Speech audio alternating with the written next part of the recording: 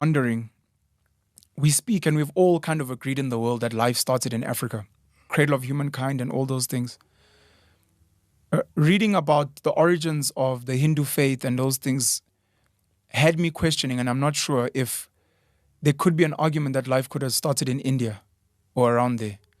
But I want to read something I found online. There's a river called the Indus, or the Indus River. People don't know. And again, if this is not correct, people will correct me. You can correct me if you know a different knowledge. There's the Indus River. People can go find it. They can go Google it, which according to the people of the time was known as the Sindhu River. And there were Persians there, and they couldn't say Sindhu. It's almost like people, like we spoke about Iblaman, where certain Zulu people, maybe they struggle with the R and then they replace with an L. So instead of Sindhu, maybe they'd say Shindu or Shindu, and it became Hindu or Hindu. And it became Hindu, and they became the people of Hindu. Those people around the Indus River. Later on, the Greeks would come and they'd remove the H and put the IA, which apparently was more comfortable for the Greeks. It's almost like Smolanyana or Lewei, kind of adding your own prefix, suffix. So it became India. So there's a link between Hindu and India because they come from the same word, linking them to the Indus River. Then you look at these, you speak about the oldest language being Sanskrit, and we speak about the oldest belief systems being these Hindu and the derivatives. It makes me wonder when we even speak about mankind, if we're saying mankind started in Africa, the cradle of humankind, but words like mankind come from Manus and the Indus River and the Hindus and India. Maybe I'm just asking, or I'm being mischievous. Do you think there could be an argument that life actually started around those sides of India?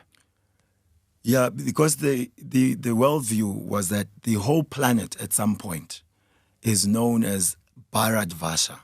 Recently, Narendra Modi is renaming India to this name Bharatvarsha. Is that something that's happening? Yeah, Bharat is becoming... India's name is going to change. Yes. Because we spoke about Swaziland. It's now called Eswatini. Turkey is now called Turkiya. It's adjusted. A lot of other places, I mean, Mtata, it used to be Mtata, the way it's written down, but we're changing some of these things. It's Kawini, it's Eskaleni, and you're saying India's name, because of where it comes from, it's like, oh, it's like South Africa. This wasn't really a name. Yeah.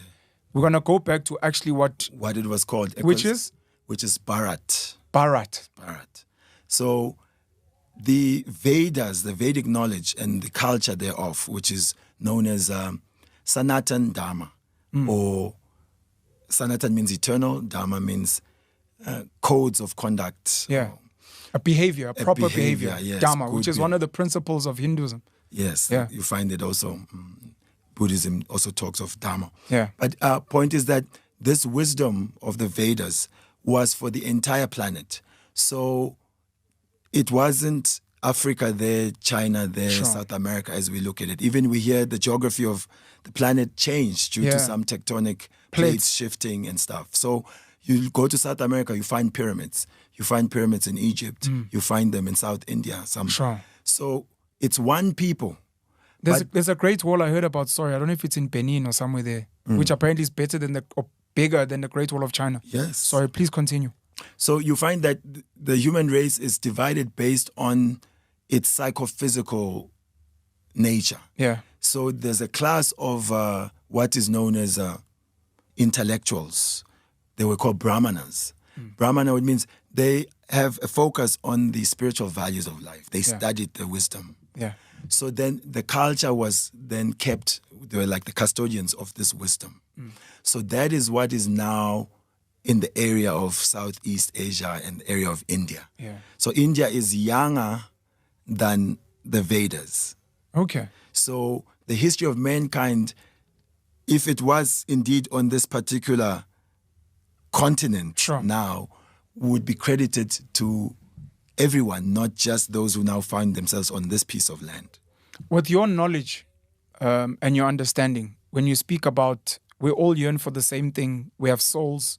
Some people argue we have the same blood that flows within us. When you remove everything, we're almost the same skeleton and. Do you think the reason we are darker skinned, more, less hairy, certain type of hair, certain build, do you think it's mostly got to do with geography, climate, diet, and those things? Otherwise, if we go back to the origin, we were all, maybe not like the monkey people of the Hanuman, but do you think we were all looked the same? No. So variety is the mother of all enjoyment. Okay. So in the creation, there's always varieties of species. Of course, some species have adapted based on geography, the weather, and diet, and stuff like that. But the skin color and the type of body you have, for a heavy example, would be like if you are in jail, then there's different classes of prisoners. And sometimes they have a different uniform. Sure. So we get our body to serve out a particular type of karma, to have a certain experience. Yeah. So there are themes that can also be seen running through different races even. Although underlying all that is a living spiritual being. Sure. So it's a temporary station. Yeah. In this life, you have an African body, you may have a Chinese body next. If you really misbehave, you can even get an animal body.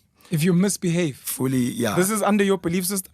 This is that. Reincarnation? Yes, that's. Okay.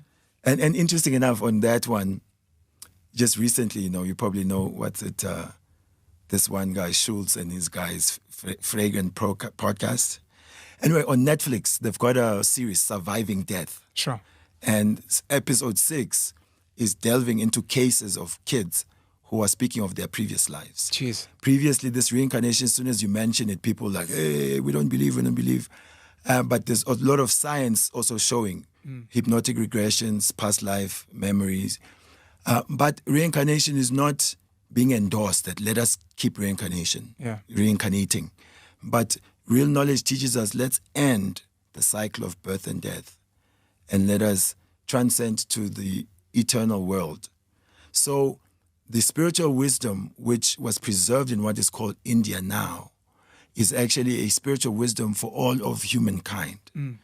And once we start to see ourselves as a human species who are all spiritual beings, there's more unity. But if we look at the cosmetics, continents, color of skin, gender, race, class, that is where that is weaponized against our welfare, divided and conquered. So knowledge should bring us to the deepest level of unity, which is we're spiritual beings. And that was preserved in what is called spiritual India. And that's why now it seems like it's Indian knowledge. I hear you. Yet when we look at Manu, our ancestor, all of us, then it's through them this knowledge is coming to all of us. So you believe from the beginning we were variety already. The second thing is you speak about reincarnation.